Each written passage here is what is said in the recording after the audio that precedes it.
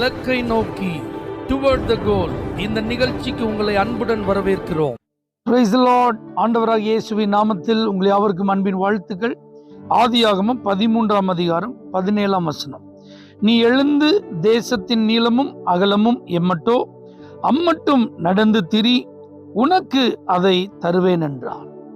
விட்டுக்கொடு, நான் உன்னை ஆசீர்வதிப்பேன் அப்படி கத்த சொன்னான். உன் இனத்தை, உன் தேசத்தை, உன் தகப்பன் வீட்டை எல்லாத்தையும் நீ எனக்காக விட்டுரு.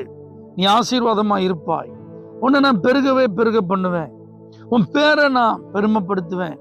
பூமியில் உள்ள வம்சங்கள் எல்லாம் உனக்குள்ளும் உன் சந்ததிக்குள்ளும் ஆசீர்வதிக்கப்படும் என்று சொன்ன தேவன் அவனை ஆசீர்வதித்து வந்தார். அவனை பழுகி பெருகச் செய்தார். அவனை பிரஸ்தாபப்படுத்த ஆரம்பித்தார். ஆனால் ஒரு குறிப்பிட்ட சூழ்நிலை வந்தபோது லோத்துவுக்கும் ஆபிரகாமுக்கும் இடையில் ஒரு பிரிவு.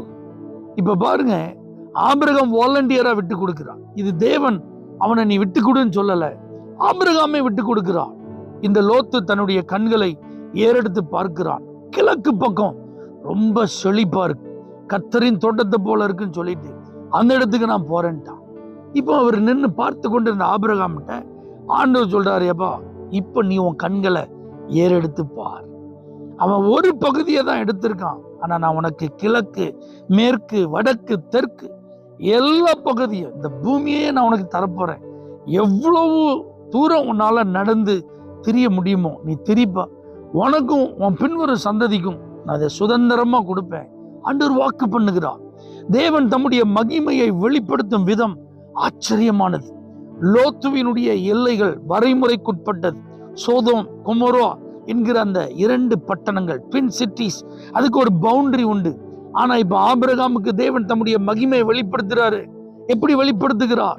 இது பவுண்டரியே இல்லாததுப்பா, எல்லை இல்லாத ஆசீர்வாதம்ப்பா, அளவே இல்லாத ஆசீர்வாதம்ப்பா. அது மாத்திரமல்ல, இந்த சோதோம் கொமோராவின் ஆசீர்வாதம் நிரந்தரமானது அல்ல.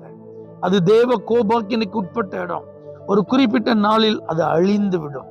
ஆனால் இந்த ஆபிரகாமுக்கு ஆண்டவர் தரும் ஆசீர்வாதம், தேவன் தம்முடைய மகிமையை வெளிப்படுத்தி அவர் கொடுக்கும் நன்மை, இது டெம்பரரி கிடையாது, இது பெர்மனன்ட்.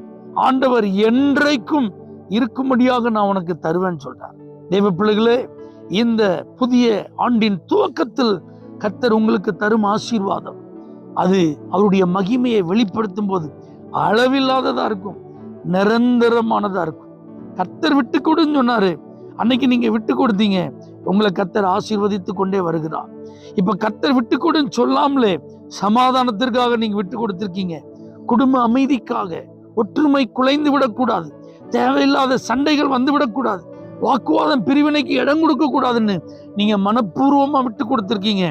இந்த நல்ல பண்புக்கு, இந்த நல்ல சுபாவத்திற்கு ஆண்டவர் இந்த ஆண்டு தம்முடைய மகிமையை வெளிப்படுத்துவார். அது எப்படி இருக்க போகிறது?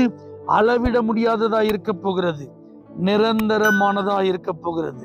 பரிசுத்த பிதாவே, உம்முடைய மகிமை இந்த நாட்களிலே உம்முடைய பிள்ளைகளுடைய வாழ்வில் வெளிப்படட்டும். அளவில்லாத ஆசீர்வாதமாகவும் நிரந்தர ஆசீர்வாதமாகவும் மாறட்டும். இயேசுவின் நாமத்தில் பிதாவே, ஆமென். For prayer contact, Pastor J. J. Kumar, El Shaddai Ministries, 9500252586, Surandai.